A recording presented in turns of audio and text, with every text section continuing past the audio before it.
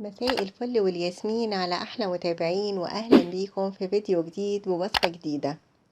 فصل الشتاء بتكتر فيه قوي نزلات البرد.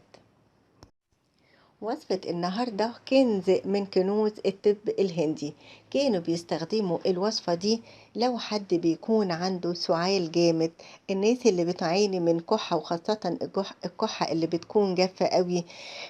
لما بيكون في رشحة بتحس انه جسمكم مكسر، في ارتفاع في درجة الحرارة.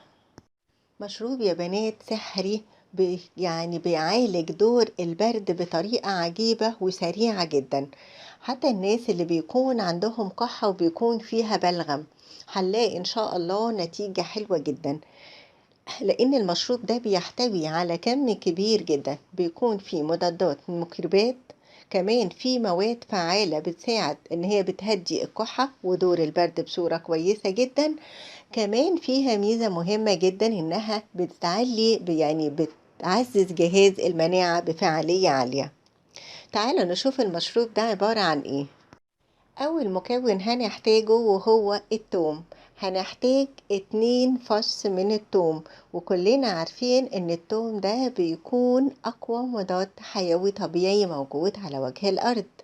الناس اللي أول ما بيجيلها دور برد بيكون في احتقان في الحلق، بيكون في مشاكل على طول، بتروح تتناول مضادات حيوية، وعلى فكرة بيكون لها أكيد طبعا تأثير سلبي جدا وأعراض جانبية خطيرة. تاني مكون هنحتاجه هو الكركم. هنحتاج بالظبط كده ربع معلقة من الكركم، ولكن أنا دايما بنبه إن إحنا لما نشتري الكركم نجيبه عاديا زي اللي موجودة قدامنا كده، واحنا اللي ندقها او نطحنها في البيت. او لو مش هتقدري ان انت تطحني الكركم في البيت، هاتيها من عند العطار قدامك وهو يطحنها لك وانت واقفة. ده هيكون اضمن كتير، سواء ان احنا بنستخدمها للعلاج الداخلي، او كمان لو بنستخدمها لاي وصفات تجميلية. اخر حاجة بقى هنحتاج كوب من الحليب، ممكن كمان يكون كوب من الماء الدافئ. هنعمل ايه؟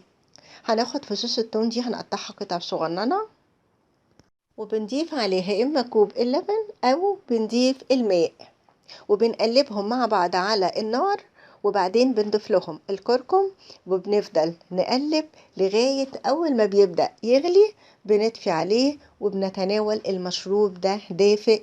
وشوفوا النتيجة هتكون ايه، بتحسوا من أول مرة تتناولوا المشروب فعلا بفرق وتحسن كبير جدا. زي ما دايما بقول أكتر من وصفة علشان يكون عندكم اختيارات. كلنا عارفين ان البصل والثوم من الحاجات اللي بتكون مضادة للفيروسات للبكتيريا، فبتخلي دور البرد بيخلص بسرعة جدا، وكمان بتكون عامل وقائي ان احنا ناخد دور برد مرة كمان. فهنعمل ايه؟ هنعمل شوربة من البصل والثوم. يعني هناخد 4 فصوص توم مثلا، وهناخد مثلا بصلة كبيرة او 2 حجم متوسط، وهنقطعهم وبنرفعهم على النار. وبعدين لما بيستووا خالص بنضيف لهم الكركم، لان الكركم من الحاجات اللي هيكون له تأثير سحري، وده بيعزز جهاز المناعة بفعالية عالية.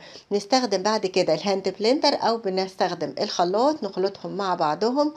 ممكن بقى نضيف لهم حاجات بتدي طعم حلو، وفي نفس الوقت كمان بتخلي يعني بتزود المناعة اكتر، وبتخلي الدور ده يخلص بسرعة جدا. ممكن نضيف مثلا، كلنا عارفين القرنفل او المسمار بنضيف واحدة، نضيف مثلا الهيل او الحبهان. كل الحاجات دي بيكون لها تأثير حلو جدا. ونتناول الطبق الشوربة ده، ممكن نضيف عليه عصير الليمون، من الحاجات اللي بتكون نتائجها حلوة جدا. كمان بنصحكم دايما بتناول شوربة العدس، هتدفينا جدا وبيكون لها تأثير حلو جدا. حبايب قلبي، ده كان فيديو النهاردة. لو عجبنا الفيديو لايك للفيديو. أشوفكم إن شاء الله في فيديوهات كتير ووصفات أكتر. شكرا لكم، في رعاية الله.